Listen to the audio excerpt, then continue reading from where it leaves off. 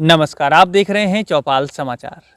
फिर व्यंग के उसी हलचल के साथ आ गए हैं हमारे मनोज सर और इस बार इन्होंने लिखा है अब तो भगवान ही मालिक है।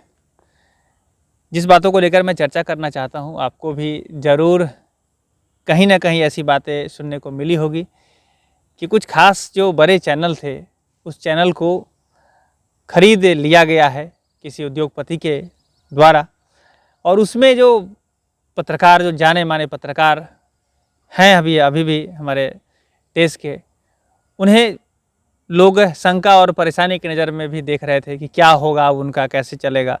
तो इन सब बातों को लेकर और जो लोकतंत्र के चौथे स्तंभ के रूप में जिसे हम लोग पत्रकारिता कहते हैं, उस पर जो इन सब माहौल में जो कुठाराघात होता है, जो समस्याएं आती है, उसी पर आज चर्चा होने वाली है। ध्यान से देखिएगा और मैं संकोच के साथ नहीं, गर्व के साथ भी कहना चाहूँगा कि लोकतंत्र का चौथा स्तंभ आज भी मजबूत है।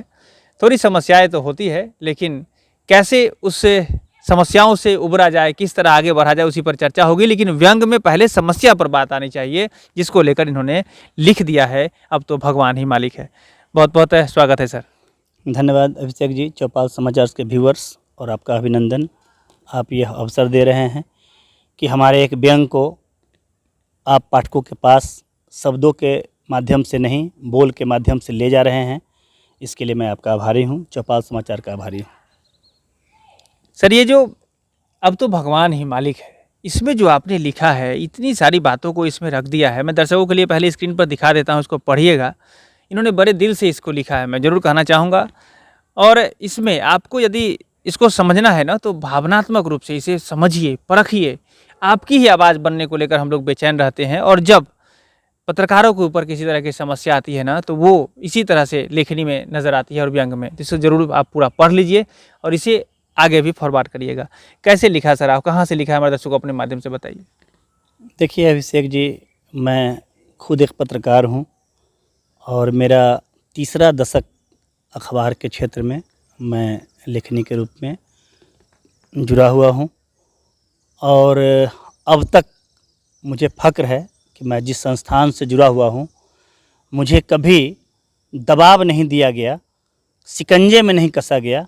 हाँ, यह गाइडलाइन ज़रूर दिया गया कि आप किसी निजी आक्षेप से बचें और संस्थागत अगर कोई आरोप है तो आप साक्ष्य के साथ ही आगे बढ़ें और यह कोशिश करें कि तीनों कोण से, चारों कोण से सबकी बातें उसमें समाहित हो, ताकि हम निर्विवाद एक पत्रकार, एक कलमकार के रूप में पहचान रखें। जो यह व्यंग है अब तो भगवान ही मालिक है, यह नए बदलते परिदृश्य के हालात जो उत्पन्न हो रहे हैं उसी के आधार पर लिखे गए हैं। अभी अभी हमने देखा सुना कि एनडीटीवी को भारत के एक बड़े उद्योगपति, उद्योग घराने ने खरीद लिया है।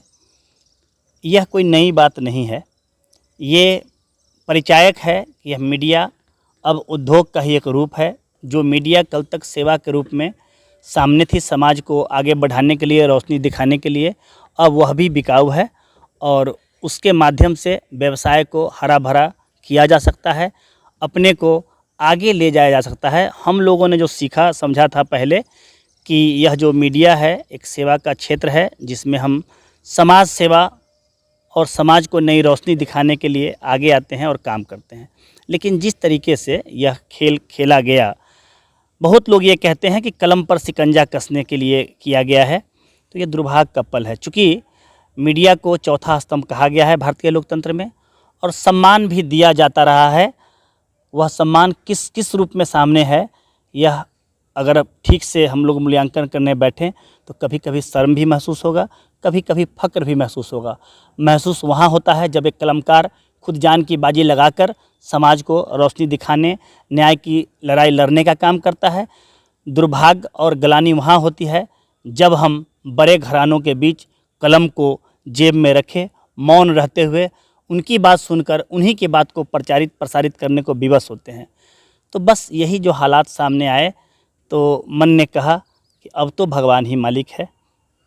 जी, तो देखिए, मैं दर्शकों को कहना चाहूँगा, इस वीडियो को शेयर करिए। बार बार मैं कहता हूँ, ये व्यंग नहीं है और इसको पूरा पढ़ लीजिए। स्क्रीन पर मैं फिर से दिखाई देता हूँ, अब तो भगवान ही मालिक है। ये इस व्यंग में लिखी गई हर एक एक लाइन समाज के लिए है। आपको जगना पड़ेगा, आपको समझना पड़ेगा कि मीडिया जो चौथे स्तंभ के रूप में लोकतंत्र के आपके लिए काम करती है, उसे किस तरह से सहयोग करना है, वो भी आपको इसमें नज़र आएगा। अच्छा, एक बात और बताइए कि भगवान ही मालिक है, कैसे चलेगा काम? लोगों के आवाज़ के रूप में हर समय पत्रकार आगे बढ़ते रहें, चाहे वो आज़ादी से पहले का समय हो, आज़ादी के बाद का समय हो। तो अब क्या लगता है कि क्या अभी भी कोई आशा की किरण बची है आपके नज़र में? क्या अब भगवान ही मालिक है वाले बात पर ही टिकना पड़ेगा? नहीं, हालात ज़रूर विषम हैं, लेकिन परिस्थितियां विकट होने के बावजूद मेरा मानना है कि यह कलम थमने वाला नहीं है।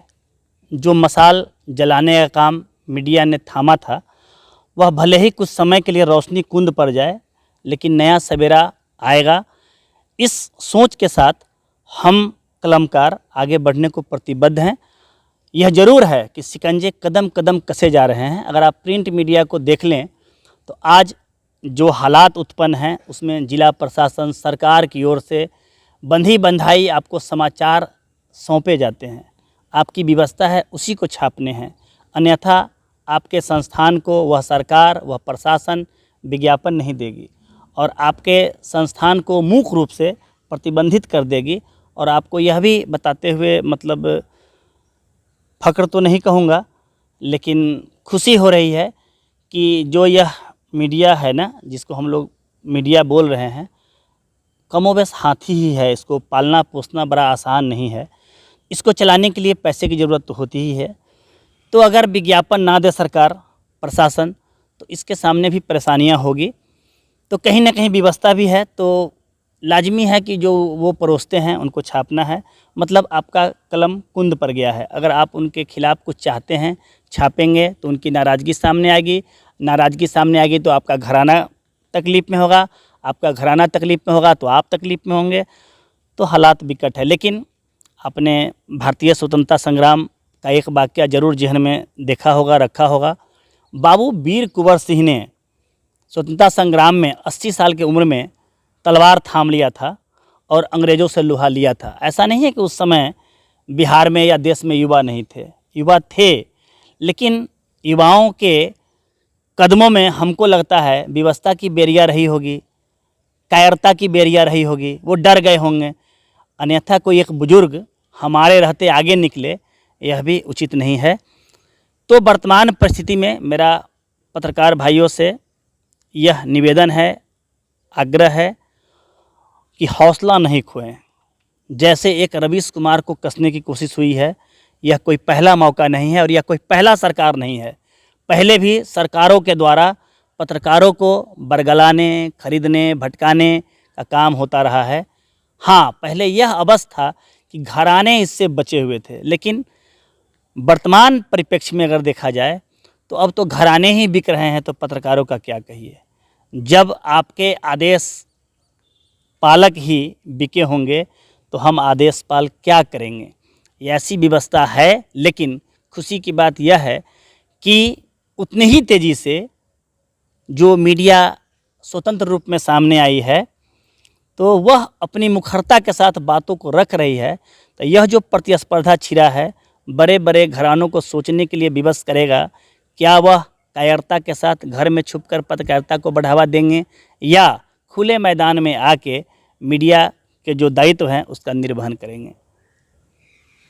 तो देखिए, भगवान ही मालिक है, लेकिन जनता जो आप हमारे दर्शक हैं, जो आप समाज से जुड़े हुए लोग हैं, सामाजिक कार्यकर्ता हैं, अधिकारी, पदाधिकारी, जनप्रतिनिधि हैं, सभी लोगों को ये सोचना पड़ेगा कि लोकतंत्र के चौथे स्तंभ को मजबूत करें और उसमें सहयोग दें। किस तरह से हम इसको बेहतर बना सकते हैं, क्योंकि बड़े बड़े लोग जो होते हैं, उद्योगपति होते हैं या जो भी बड़े ओहदे के लोग होते हैं, उनकी बहुत सारी ऐसी बातें हैं जिसको लेकर कि मीडिया से उन्हें डर होता है या उसे अपने अंदर में करना चाहते हैं। तो वो चाल तो चलते रहेंगे, लेकिन आप लोगों का भी दायित्व बनता है कि अपनी स्तर से, अगर कहते हैं कि 100 की लाठी और 1 का बोझ, कि अगर आप 100 लोग मिलकर अगर मदद करते हैं तो फिर से वही दौर आने वाला है और लोग युवा भी आगे बढ़ रहे हैं सोशल मीडिया के माध्यम से, प्रिंट इलेक्ट्रॉनिक सब में युवा सब आगे बढ़ रहे हैं। तो हमें लगता है कि अभी आने वाला समय बेहतर ही होगा और समाज की हर बातों को लेकर हम लोग चर्चा कर पाएंगे और एक दूसरे को मैसेज दे पाएंगे मीडिया के माध्यम से।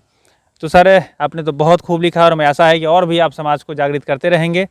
आप आज के इस व्यंग के लिए सर बहुत बहुत धन्यवाद आपको कि आपने ऐसा कुछ। एक बात बच रही है अभिषेक जी, मैं आपको बताना चाहता हूं कि इस बदलते हालात में मीडिया सवाल किससे करे, आखिर सरकार से करे, प्रशासन से करे या विपक्ष से करे, जो ग्रामीण हैं उनसे करे। मीडिया का काम जो है वो समाज के जो परेशानियां हैं, जो व्यवस्थाएं हैं, जो समस्याएं हैं, उसको लेकर प्रशासन और सरकार तक ले जाने का दायित्व है। अगर आप इससे डरते हैं तो कहीं ना कहीं आपके मन में चोर है, अगर आप इससे भागते हैं तो कहीं ना कहीं आप डरे हुए लोग हैं। मेरा स्पष्ट आपसे, आपके माध्यम से यह मानना है, सरकार को जो चौथा स्तंभ है उसको कुंद करने से कहीं न कहीं विकास अवरुद्ध होगा। आप झूठी बातें जितना दोहराएंगे एक न एक दिन पकड़े जाएंगे। आप समाज के इस आईने को जितना चमकाएंगे, मेरा स्पष्ट मानना है आप उतना ही निखर कर आएंगे। तो ऐसे माहौल में इस चोट के माध्यम से, व्यंग के माध्यम से, जिसको आपने बोल दिया है उसके माध्यम से मैं तो आग्रह करूंगा कि जिला प्रशासन हो, सरकार हो, पुलिस हो, रंगदार हो, ठेकेदार हो, वो अपने कमियों को अगर कम करें तो कोई गुरेज नहीं है कि आपको इस चौथे स्तंभ को कुंद करने का नौबत आए। नमस्कार जी। तो पुनः बहुत बहुत धन्यवाद कि आपने इस तरह का व्यंग जो लिखा है वो समाज को जागृत करेगा और आशा है कि आपकी इन बातों को लोग समझेंगे, चौथे स्तंभ को मजबूत करेंगे। तो पुनः बहुत बहुत धन्यवाद है और हम आशा रखेंगे और आगे लिखिएगा सर इसी तरह से, जिससे कि हम लोगों को भी इस पर चर्चा करने से जो जानकारी मिलती है और समाज को भी मिलती है वो मिलती रहेगी। धन्यवाद। निश्चय ही अभिषेक जी, यह कलम मैं आपको फिर से आश्वस्त करता हूँ, जब तक सदैव स्वस्थ रहूँगा, जब तक जीवन रहेगी लिखता रहूँगा और यह कलम थमेगा नहीं, रुकेगा नहीं, झुकेगा नहीं। तो बहुत बहुत धन्यवाद दर्शकों का भी कि आप हम लोगों के इस परिचर्चा जो व्यंग के ऊपर होती है उसको बड़ी ध्यान से, गौर से देखते हैं, कमेंट करते हैं, आप हमें संपर्क करते हैं। हम आपसे ज़रूर कहना चाहेंगे कि चौपाल समाचार, ऐसे दर्शक जो इस वीडियो को पहली बार देख रहे हैं, चौपाल समाचार चैनल को सब्सक्राइब नहीं किए हैं, चैनल को सब्सक्राइब कर लीजिए। इसका फेसबुक पेज को भी आप लाइक कर लीजिए, इंस्टाग्राम को भी फॉलो कर लीजिए। साथ ही साथ आप यदि हमसे सीधे संपर्क करना चाहते हैं तो नंबर भी डिस्प्ले कर रहा है, नंबर है 6206610060। आप उस नंबर पर हमें सीधे संपर्क करें, हम आपकी बात को भी सुनकर समझकर देश दुनिया तक पहुंचाने का प्रयास करेंगे। बहुत बहुत धन्यवाद।